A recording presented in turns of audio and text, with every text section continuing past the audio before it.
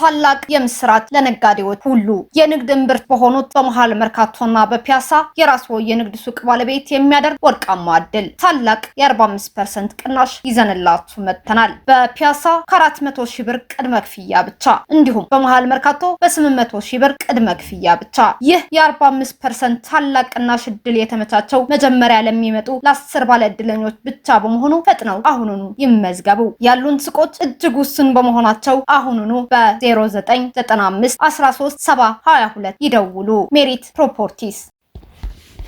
ሰላም ጤና ይስጥልኝ። የተወደዳችሁ የሰለዳ ሚዲያ አድማጭ ተመልካቾቻችን እንዴት ቆያችሁ? ለዕለቱ መራርጠን ወደ እናንተ ለማድረስ ያዘጋጀናቸው አዳዲስ ትኩስና ወቅታዊ መረጃዎችን ይዘን ቀርበናል። መረጃዎቻችን እየተከታተላችሁ እስከ ፕሮግራማችን ፍጻሜ ከኛ ጋር እንድትቆዩ ከወዲሁ በታላቅ አክብሮት ጋብዛለሁኝ።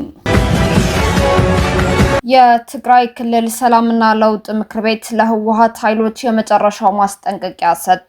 በዚህ ወር መስራች ጉባኤው ያካሄደው በትግራይ ክልል የሚንቀሳቀሱ 7 የፖለቲካ ፓርቲዎች የሐራ መሬት የትግራይ የሰላም ኃይል ከፍተኛ አዛዦችና ታዋቂ ግለሰቦችን ያካተተው የትግራይ ክልል የሰላምና ለውጥ ምክር ቤት ባደረገው መሰረታዊ ስብሰባ ወቅታዊ የክልሉን ሁኔታ በሰፊው መገምገሙንና የተለያዩ አቋም መግለጫ ነጥቦችን፣ ውሳኔዎችንና ጥሪዎችን የያዘ እጅግ ጠንካራ መግለጫ ማውጣቱን አስታውቋል። ምክር ቤቱ አምባገነናዊ ገዥ የህወሓት ቡድን የህዝብ ሀብት በመመዝበር በህገወጥ የሰው ዝውውር ከተዘፈቁ የጦር አዛዦች ጋር በመሻረክ እንዲሁም ክልሉን ወደ አዲስ ጦርነት እልቂት በመምራት ታሪካዊ ወንጀል ፈጽሟል ሲልም ከሷል።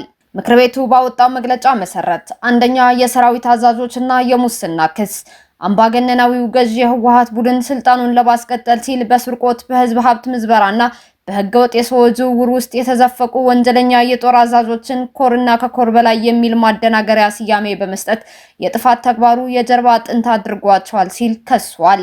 ሁለተኛ የሚስጥር ትስስር ሴራ ጸረ ህዝብ የሆነው ገዢው የህወሓት ቡድን ከትግራይ ህዝብ በስተጀርባ ከጸረ ትግራይ ኃይሎችና እንዲሁም ከሻዕቢያና ከፋኖ ጋር የጥልመትና የክህደት ትስስር በመፍጠር ህዝቡን ወደ ከፋ አደጋ፣ ሞትን፣ እልቂትን የሚያስገባ ጦርነት ነጋሪት እየጎሰመ ይገኛል ብለዋል። ሶስተኛ በትግራይ ወጣቶች ላይ የተፈጸመ ያለው አፈሳና አፈና በትግራይ ወጣቶች ላይ የተካሄደ ያለውን ኢሰብአዊ የጅምላ እገታና አፈሳ በጥብቅ ያወገዘው ምክር ቤቱ የህወሓት ቡድን ልክ እንደ ጌታው እንደ ሻዕቢያ ስርዓት ትምህርት ቤቶችንና ዩኒቨርሲቲዎችን በመዝጋት ወጣቱን ለማደንቆርና የስልጣን እድሜውን ለማራዘም እየሰራበት ያለው የጥፋት መንገድ በመሆኑ ወጣቱ ተደራጅቶ እምቢ ለአፈሳ በሚል መፈክር እንዲነሳ ጥሪ አቅርበዋል።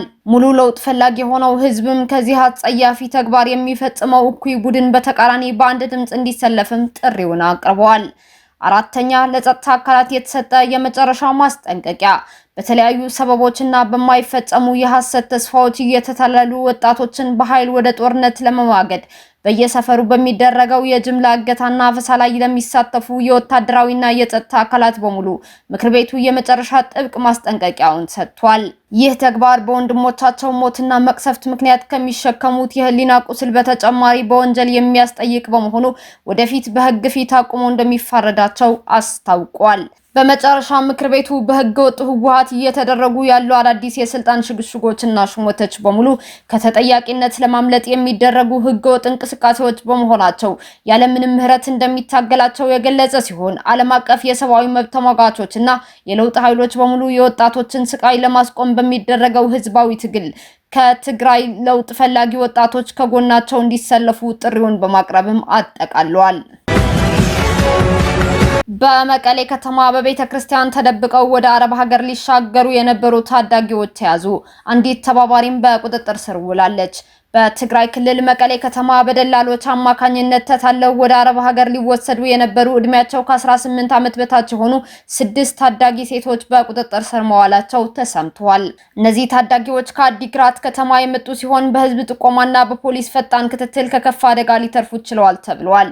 ደላሎቹ ታዳጊዎቹን በመቀሌ ከተማ በሚገኘው እንዳ ኪዳነ ምሕረት ቤተክርስቲያን ውስጥ ደብቀዋቸው የነበረ ሲሆን ራሳቸው ግን በሩቅ ሆነው በስልክ ይከታተሏቸው ነበር። ከሌሊቱ 6 ሰዓት ላይ ለፖሊስ በደረሰ ጥቆማ መሰረት በተደረገ ጥብቅ ክትትል ታዳጊዎቹ ሊያዙም ችለዋል። ፖሊስ ባደረገው ማጣራት ከአልጋ አከራይነቷ ባለፈ ለደላሎቹ ረዳት በመሆን ስትሰራ የነበረች አንዲት ተጠርጣሪ ሴትም ተይዛለች። ግለሰቧ ከደላሎቹ ጋር ቀጥተኛ ግንኙነት እንዳላት በማስረጃ መረጋገጡም ተገልጿል። ይህቺ ተጠርጣሪ ከመያዝዋ በፊት በተመሳሳይ ሁኔታ የተታለሉ ሌሎች ኮብላይ ሴቶችን ደላሎቹ ይዘዋቸው እንደነበርም ታውቋል። በአሁኑ ወቅት ተጠርጣሪዋ ግለሰብ በቀዳማዊ ወያኔ ክፍለ ከተማ ፖሊስ ጣቢያ ቁጥጥር ስር ሆና ምርመራ እየተደረገባት እንደሚገኝም ተዘግበዋል። በሺዎች የሚቆጠሩ ህጋዊ ድረገጾች በመጠለፋቸው ተጠቃሚዎች ለሳይበር ጥቃት እየተጋለጡ ነው ተባለ። የሳይበር ጥቃቶችን አስቀድሞ በመለየትና በመተንተን የሚታወቀው ሳይለንት ፑሽ የተሰኘ ተቋምን ጠቅሶ የኢንፎርሜሽን መረብና ደህንነት አስተዳደር በሺዎች የሚቆጠሩ ህጋዊ ድረገጾች መጠለፋቸውን ይፋ አድርጓል። ድራይቭ ሰርጅ የተባለ የሳይበር ወንጀለኞች ቡድን ተራና ታማኝ ድረገጾችን በመጥለፍ የድረገጽ ጎብኚዎችን ወደ አደገኛ ሶፍትዌር ማሰራጫ መሰረተ ልማቶች እንዲያመሩ እያደረገ ይገኛል። አጥቂዎች ተጠቃሚዎችን ለማታለል ሁለት ዋና ስልቶችን እየተጠቀሙም ይገኛሉ። የመጀመሪያው ክሊክ ፍሊክስ ነው። ይህ ስልት ተጠቃሚው የሚጠቀምበት ኮምፒውተር ላይ የቴክኒክ ችግር እንዳለ በማስመሰል ችግሩን ለመፍታት በሚል ሰበብ አጥቂዎች ያዘጋጁትን ጎጂ ኮድ በራሱ ተጠቃሚው አማካኝነት እንዲተገበር ይደረጋል። ሁለተኛው የሐሰት ማሻሻያ ወይም ፌክ አፕዴትስ ነው። አጥቂዎቹ የበይነ መረብ ማሰሻ ወይም ብራውዘር ማሻሻያ በሚመስል መልኩ የሐሰት መልእክት በማሳየት ተጠቃሚዎች የሶፍትዌር ማሻሻያ መስሏቸው አደገኛ ፋይሎችን እንዲያወርዱና እንዲጭኑ በማታለል የሚፈጸም ነው። ሳይለንት ፑሽ እንዳረጋገጠው ጥቃቱ የዊንዶውስ እና የማክ ተጠቃሚዎች ላይ ያነጣጠረም ነው ብሏል። የሳይበር ወንጀለኞች ዋና ዓላማ ደግሞ የግል መረጃዎችንና የባንክ አካውንት ዝርዝሮችን በመስረቅ ለሌሎች ወንጀለኞች መሸጥ እንደሆነም ታውቋል። በተለይም የድረገጾቹ ባለቤቶች በሳይበር ወንጀለኛ ቡድኖች መጠለፋቸውን እንኳን ሳያውቁ የድረገጾቹ ጎብኚዎች ሰለባ እየሆኑ ይገኛሉም ተብሏል። ይህንን ከመሰሉ ጥቃቶች ራስን ለመጠበቅ ማንኛውም የብራውዘር ማሻሻያ በራሱ በመተግበሪያው ሴቲንግ አባውት ክፍል ብቻ ማከናወንና ያልታወቁ የኮምፒውተር ኮዶችን ከመገልበጥም ሆነ ከመተግበር መቆጠብ ይገባልም ተብሏል። ታላቅ የምስራት ለነጋዴዎች ሁሉ! የንግድ እምብርት በሆኑት በመሃል መርካቶና በፒያሳ የራስዎ የንግድ ሱቅ ባለቤት የሚያደርግ ወርቃማ ዕድል! ታላቅ የ45% ቅናሽ ይዘንላችሁ መጥተናል። በፒያሳ ከ400 ሺህ ብር ቅድመ ክፍያ ብቻ እንዲሁም በመሃል መርካቶ በ800 ሺህ ብር ቅድመ ክፍያ ብቻ።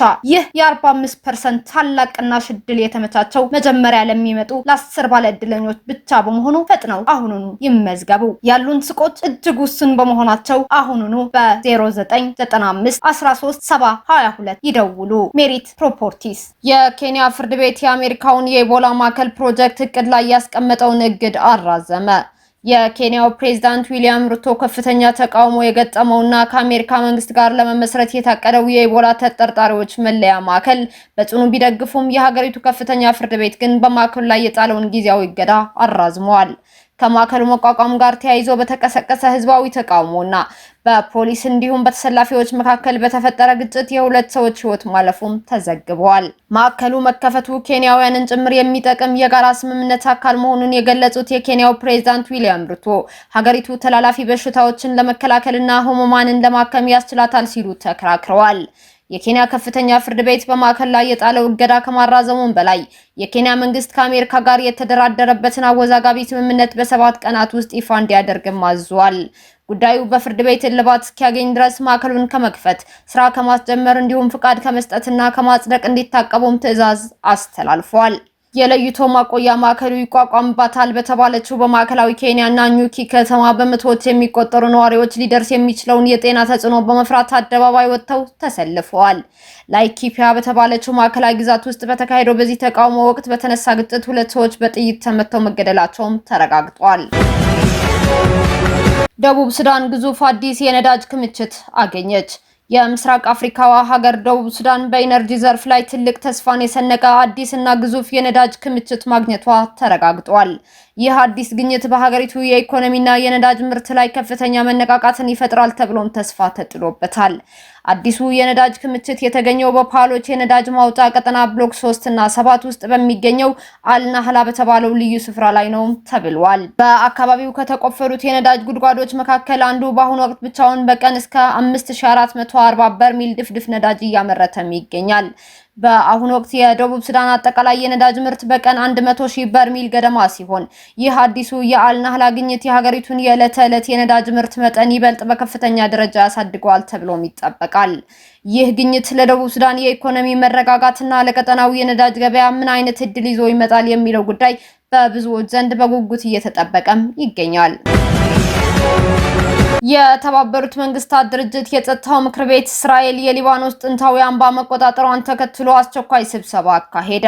የተባበሩት መንግስታት ድርጅት የጸጥታው ምክር ቤት እስራኤል የሊባኖስን ጥንታዊ አምባ ቢዮፎርትን በቁጥጥር ስር መዋሏን በተመለከተ ትናንትና አስቸኳይ ውይይት አካሂዷል።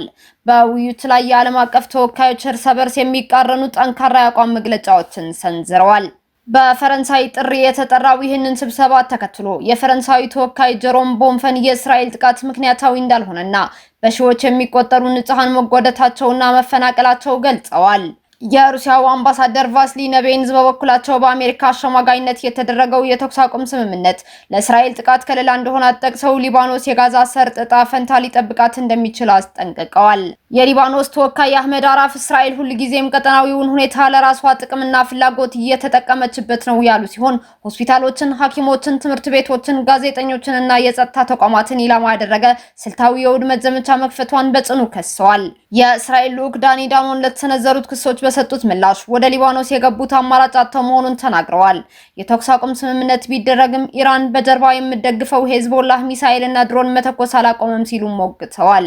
የአሜሪካ ተወካይ ማይክል ጄ ዋልዝ በበኩላቸው ድርድርን ጨምሮ ዲፕሎማሲያዊ ጥረቶች መቀጠላቸውን አስታውቀው ህጋዊው የሊባኖስ መንግስት ሀገሪቱን በቴህራን ከሚደገፈው አሸባሪ ነፃ ለማውጣት ተነሳሽነት ማሳየቱን ገልጸዋል። እስካሁን አብራችሁን ከኛ ጋር ስለነበራችሁ እያመሰገንኩኝ በሌሎች መረጃዎች እስክንመለስ እንደተለመደው የሶለዳ ሚዲያ ቤተሰብ በመሆን ላይክ፣ ሼር፣ ሰብስክራይብ ማድረጋችሁን አትርሱ። አዳዲስ ትኩስና ወቅታዊ መረጃዎቻችን በቶሎ እንዲደርሷችሁ የደወል ምልክቷን ይጫኑ። ስኬት፣ ድልና ሰላም ለኢትዮጵያውያን። ሶለዳ ሚዲያ